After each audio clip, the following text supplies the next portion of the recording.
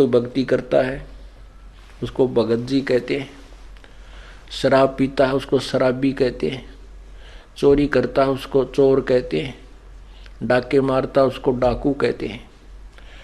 अब जैसे पहले कोई कैसी भी गलती करता था, अब भक्ति कर रहा है तो वो भगत जी हो गया। एक भक्त था हमारा सेवक, तो उसने नाम लिया और वो हमारी रिश्तेदारी में भी पड़ा है, तो वो उसने नाम ले लिया। तो उसका भाई जो है शराबी एक नंबर का, क्योंकि ये शराबी जो होते हैं ना ये आदमी बहुत कम मिल पावे। वैसे शराब उतरे पाछे तो बहुत अच्छे बतलाते हैं, शराब पिए पाछे फिर ये किसी के काबू के नहीं होते। तो पहले गांव गांव में सत्संग करने पाठ करने जाते थे। और एक और भगत था जो दिल्ली साइड का, उसने नाम लिया था। तो उसको ये बताया गया था कि आप वहां आ जाना, वहां 3 दिन सत्संग करेंगे हम गांव में। उनका एड्रेस बता दिया। तो उसमें जो जिसका हमने पाठ करना था उसका भाई का पाठ था, शराबी का। तो भाई के न कम जाने थे, उसने ज्यादा जाने थे। वो ड्राइवर था रोडवेज का, वो हमारी रिश्तेदारी में पड़ा, उसका भीम नाम। तो हमने उस साथ में एड्रेस ये लिख रखा था कि कृष्ण ने ना जाने तो भीम ड्राइवर पूछ लियो। बोला ठीक है। तो उसने आके पूछा, बोला भाई सत्संग है वहां जाना हमने। बस अड्डे से दूसरी तरफ उनके घर थे। तो वो एक आदमी मिल गया ना, बोला किस जगह, बोला उसने बताया कि भीम ड्राइवर हरकत जाना। बोला उनका किसा सत्संग होता, 1 नंबर का शराबी है, वहां का सत्संग होता। उसको पता नहीं था, दूसरे से पूछा, उसने भी नहीं कहा। बोला वो भीम ड्राइवर शराबी गए, वो किसे सत्संग कराओ भाई, वो घर जरूर बता देंगे, आगे चला जाए इस साइड में, वहां पूछ लिए। जगह बताते चले गए, 4 मिले, 4 ये शब्द बोले कि वो किसा शराबी हो, किसके, वो तो शराबी है। तो वो पहुंच गया वहां पर, उसने सत्संग सुन भी, वो तो नाम लिए रखा था उसने। तो दूसरी बार फिर 6 महीने के बाद, 1 वर्ष के बाद फिर दोबारा सत्संग था वहीं पर। तो वही भगत फिर उसको पता लगा कि वहाँ सत्संग कर रहे हैं गुरुजी, क्योंकि पहले हम जिस गांव में सत्संग करते थे हमारे भगत वहीं पहुंच जाया करते थे मिलने के लिए, अपनी कोई समस्या समाधान के लिए। तो ऐसे हमने लिस्ट बना रखी होती थी, वो लिस्ट दे देते थे, भाई ये कोई पूछा थे बता देना। तो वो भगत फिर उसी गाँव में आया और उनके घर से उलट पुलट गाली गलिया में कहे 1-2 आदमी आ ले तो उसका समझ ना आवे कहाँ सी हो रहा सत्संग। तो उसने फिर उसकी जब वो दूसरी बार आया तो उसने भीम का जिक्र नहीं कराया, बोला मैंने कृष्ण का जाना है, वो डॉक्टर है कृष्ण।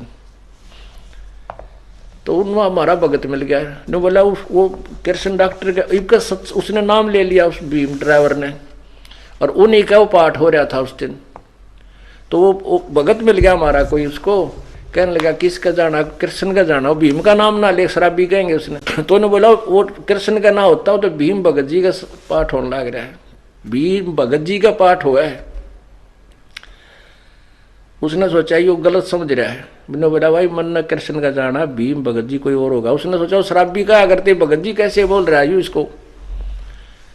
दूसरे से पूछा, दूसरे बताया, बोला भाई हाँ भाई भीम का ही पाठ हो रहा है, उसने नाम ले लिया, शराब शुरू छोड़ दी। कहने का भाव दास का ये है कि पहले तो शराबी को था और अब भीम भगत जी नाम से प्रसिद्ध हो गया। तो इसका यही अर्थ है कि हर सुमर सो हंस कहावे, कामी क्रोधी कागरे, और भौरा ना बर में विष के बन में चल बेगमपुर बागरे। कहने का भाव यह है कि यह संसार एक विषय विकारों का वन है, और जैसे किकर के बबूल का बाग वन हो, उसमें जहां भी जाओगे कांटे लगेंगे। तो ये संसार जो है ये बबूल का वन है, इसमें कदम कदम पर पैराम ना लगेंगे तो मुंह पर लगेंगे, कितना न कितना हाथ में लगेंगे, यानी कोई न कोई कष्ट इस संसार में आपको बना ही रहेगा। बेगमपुर बाग में चलो जहां पर कांटे नाम की चीज नहीं, बेगमपुर, बेगम जहां कोई कष्ट ना हो, कोई दुख ना हो, कोई गम ना हो। अब ये जैसे ये जो शब्द इस दास ने सुनाया है, ये एक नित्यानंद जी संत हुए हैं, उनका उनकी इसमें छाप लगी है। और वैसे ये यही शब्द कबीर परमात्मा की शब्दावली में भी है, उसमें 2 लाइन और एक्स्ट्रा हैं। तो ये संतों ने ऐसे एक दूसरे की ज्ञान से ही ज्ञान होता है, उनके ज्ञान सुन के इसने अपनी तरफ से बना दिया। बाकी संकेत यही है, जीव को बुराइयों से हटा करके और अच्छाई की तरफ ले जाना। अब जिसको जितना ज्ञान है वो वहीं तक बोल सकता है। नित्यानंद जी के गुरुदेव जो है गुमानी दास जी विष्णु उपासक थे।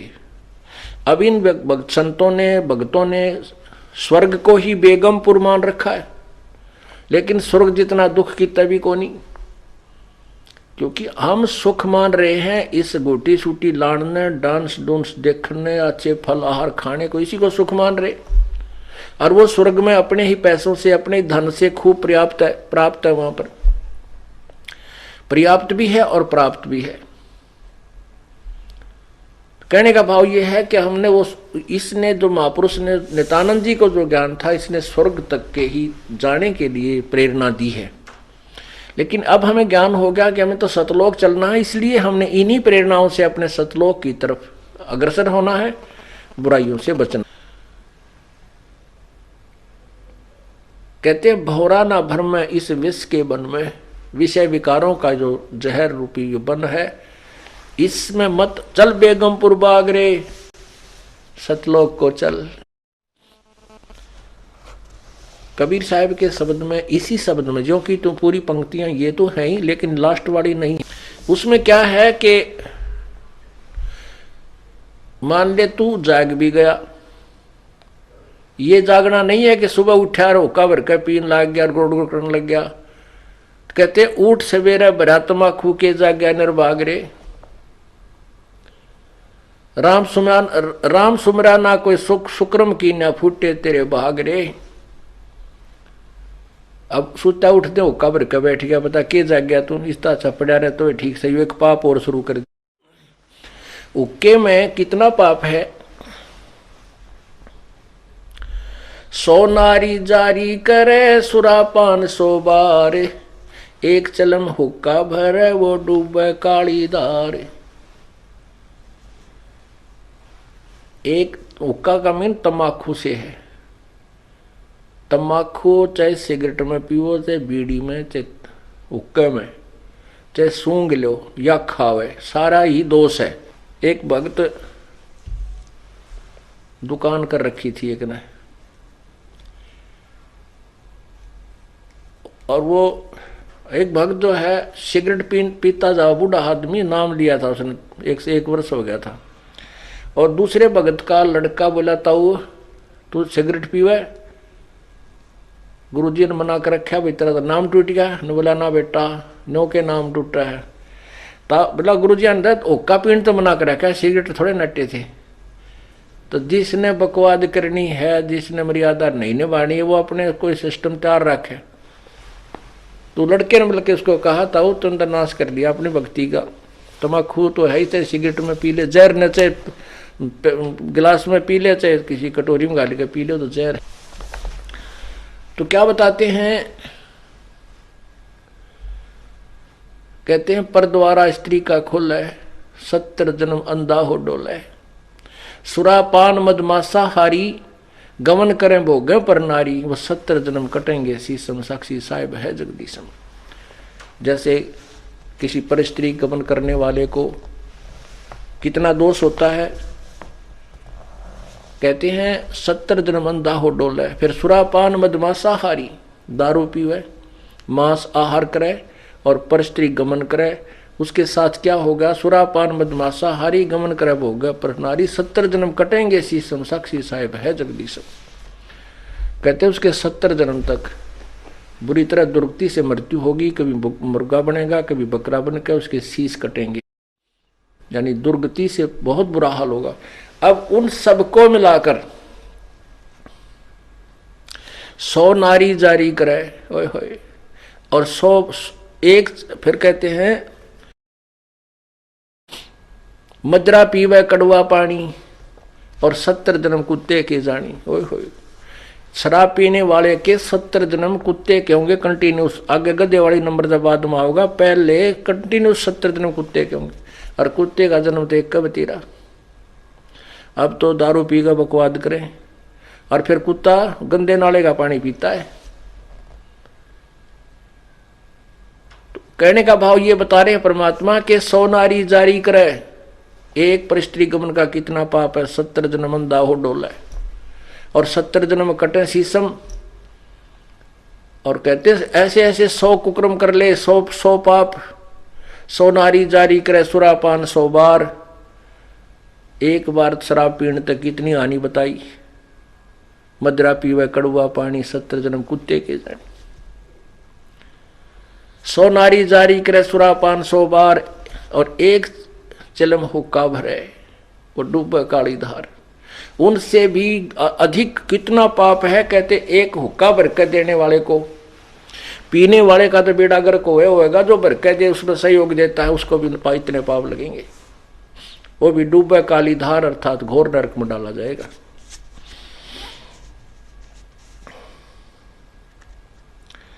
तंबाकू कितना हानि करता है, क्यों इतना दोषी बताया, इसमें इतना दोष क्यों है। एक हुक्का पीने वाला या सिगरेट पीने वाला, बीड़ी पीने वाला हुक्का पीवे, धुआं छोड़ है, वो धुआं सारे घर में घूमे।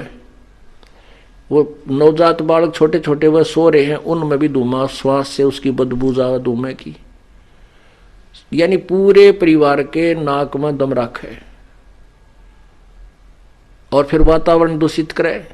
ओके की धुआं का जब छोड़ते हैं उसमें ना जाने कितने इस वायुमंडल में छोटे छोटे जीवाणु होते हैं, वो अंधे होकर नीचे गिरते हैं धुएं के इस इफेक्ट तक, और पैरों तला करके मरते हैं। वो एक घूंट मारने से उसको कितनी जीव हिंसा कर दी, यानी कितना धुएं से कितना हानि कर दी। वो पाप उस तंबाकू प्रयोग करने वाले के बैड अकाउंट में जाते हैं। और फिर हमारे परमात्मा ने ये मनुष्य शरीर दिया है परमात्मा पाने के लिए।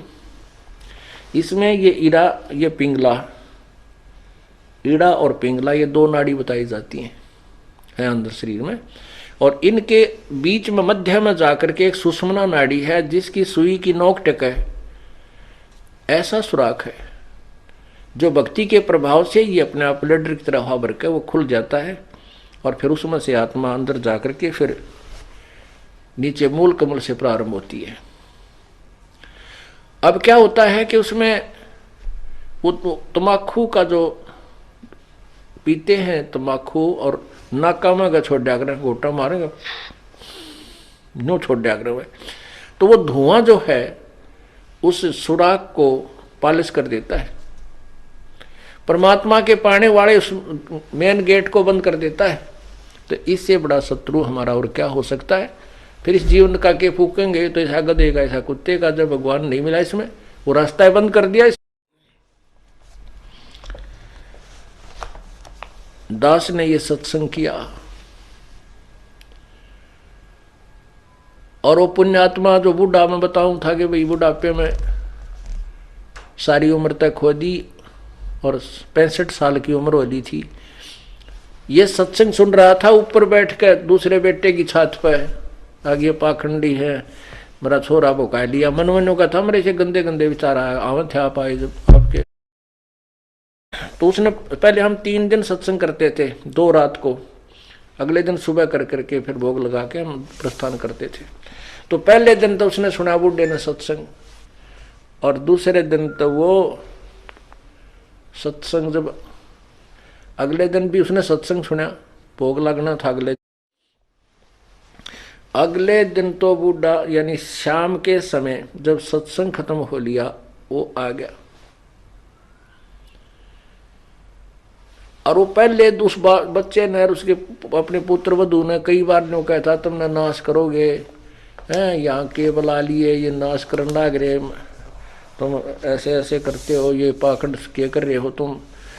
तो उसकी पुत्र वधू ने सोचा ये बूढ़ा है भी महाराज जी ने कि वो नहीं सी किसका गार, यो इज्जत का गाक बनेगा हमारी का।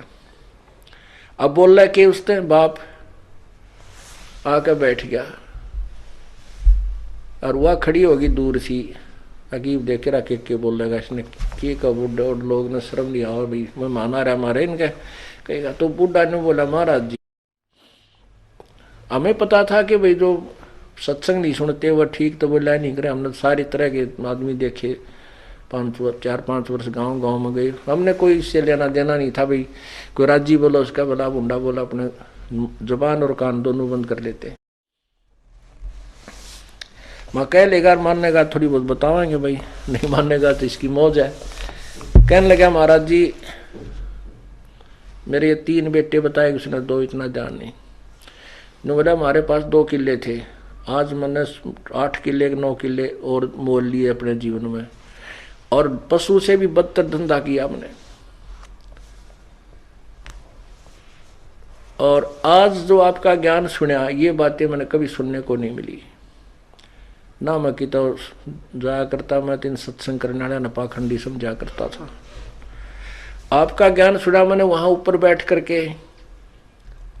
अब मेरा केरा होगा न्यो कह बूढ़ा रोन लग गया जिस तरह बालक रोया करे न्यो पड़ के। मैं बोला क्या बात होगी क्यों नहीं क्या बात होगी मैंने समझाया। फिर तो जलसा उसका डट लिया जब लग गया बताने। कहने लगा ये बात तो मैंने जिंदगी में कभी सुनी है को नहीं जो आज आपने मेरा तो कर्जा पटन हो रहा नींद नहीं आई रात को मुझे। मैंने तो इतने हुक्के पी रखे हैं कि हुक्का सीला नहीं होने दिया करता मैं।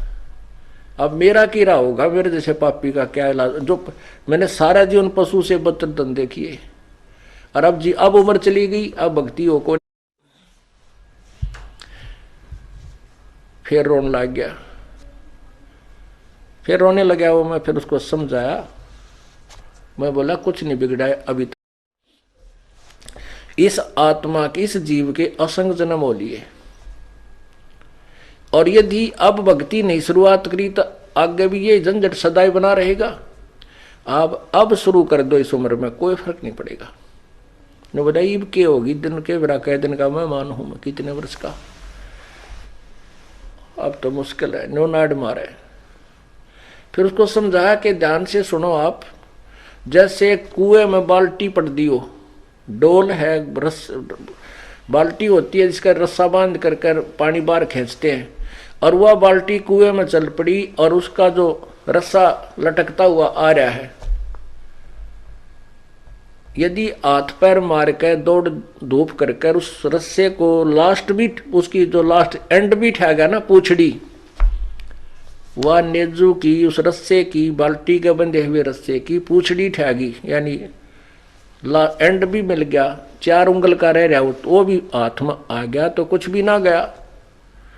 वह बाल्टी भी और पानी भी मिला। अब जावत ये कि जब हाथ पा नहीं मारेंगे तो गई वो तो जा ही रही है। पहले लंबे लंबे रस्से हुआ करते गहरे पानी होते थे कुओं में और कम से कम 50, 60, 100 फुट तक की लंबी रस्सी होती थी तो उसको जाने में भी समय लगता था। तो अगर उसकी पूछड़ी भी ठहगी ना नेजू की उस रस्से की तो कुछ भी कौन गया और नहीं हाथ पा मारेगा तो गई फिर तो कुछ भी हाथ नहीं लगेगा। यह बात उस बुढ़े के कसूती जच गई। मैंने उसको समझाया कि आप नाम शुरू करो मोक्ष नहीं होगा तो मनुष्य शरीर आपको गारंटीड मिलेगा। वैसे तो मोक्ष इसी में हो जाएगा कोई बड़ी बात नहीं है। आप सत भक्ति करो सच्चे मन तक लगो और पूरी मर्यादा निभाओ मुक्ति में कोई बात है। एक सांस के सीमेंट की इतनी कीमत है सब कुछ आपके पास होगा तो उसका बात समझ में आएगी।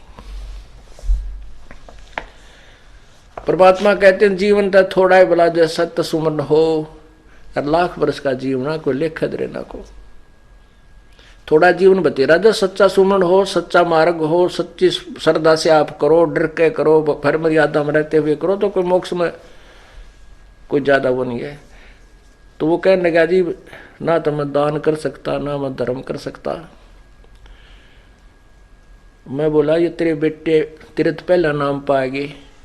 जब वह बुढ़िया वह माई आ गई वहां बैठ गई ने बोली अपने ससुर के लिए एक पाठ तो मैं कराऊंगी।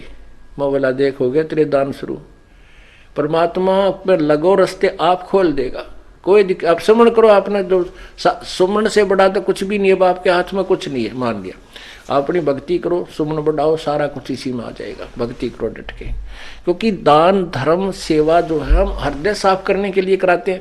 और ई बाप का कर्जा पाटन न हो यार, कुछ पाप करने की जगह रही नहीं। पाप तो आप केवल इसलिए करो थे कि ये ओका पीओ थे, और तेरे बच्चे बहुत समझदार हैं, आपके लिए खूब यज्ञ भी कराएंगे, ऐसी बात थोड़ी है। तो उसने उस बुढ़े नाम लिया, 10 वर्ष वो जिया, खूब डट कर भक्ति करी, तीनों नाम प्राप्त किए और अपना शरीर छोड़ के आराम से चला गया। बोलो सतगुरुदेव।